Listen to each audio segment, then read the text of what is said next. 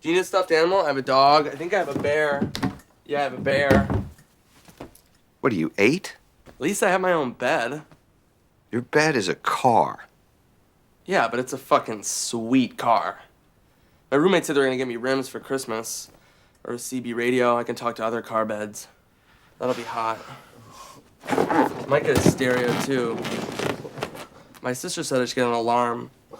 Shut up. Just another day, just another day. One day while I was driving to work, I heard an ad on the radio for Grandma's Boy. It sounded funny and it was about video games, so I went to see it. There was maybe 5 other people in the theater. I loved this movie, and I couldn't understand why it bombed so hard. It made only $6.6 million on a budget of $5 million. When it hit the home video market, I was constantly telling people about it and making my friends watch it with me. Apparently, so was everyone else because it found its audience and was very successful on DVD. Grandma's Boy is about a video game tester, Alex, who gets kicked out of his house and has to live with his grandma and her roommates. He meets a hot single gamer girl at work, and his side project, a video game called Demonic, is a big success despite an attempt by JP, his jealous coworker, to steal his idea. Dude, I will come over there and kick your robot head right off of that skinny fucking body. It's hard to summarize this movie because it's a hangout film, like Step Brothers or Old School. By hangout film, I mean 2 things. 1, you can hang out with friends and talk over this movie while occasionally tuning in for the funny parts, and it doesn't detract from the movie at all. And 2, the characters in the film just kind of hang out. You got skills.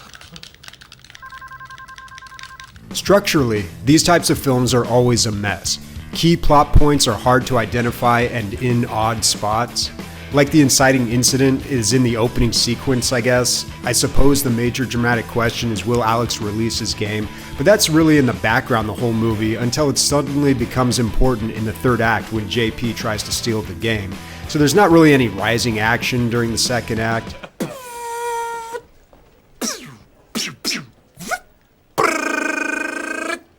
Adios, turd nuggets.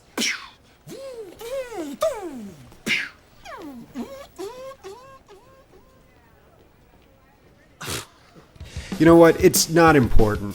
The structural integrity of the narrative is sacrificed for comedy, and in my opinion, it's a fair trade.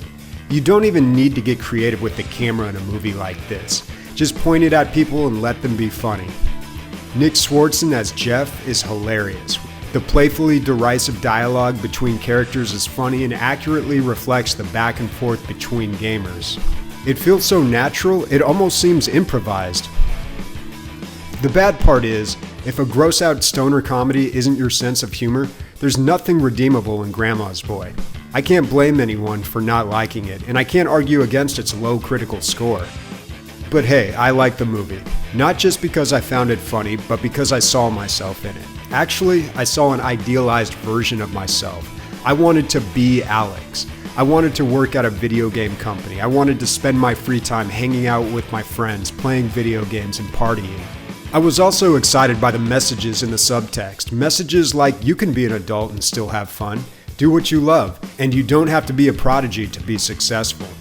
Now that I'm ostensibly an adult, around the same age as the main character, it's interesting to watch Grandma's Boy. My priorities have definitely changed, and I've matured a lot, but I'm still gaming. So in a way, I think this movie shaped me.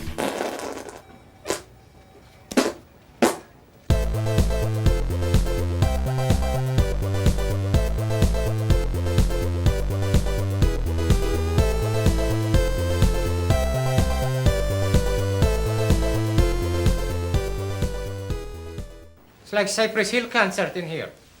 I don't rent to those kind of people.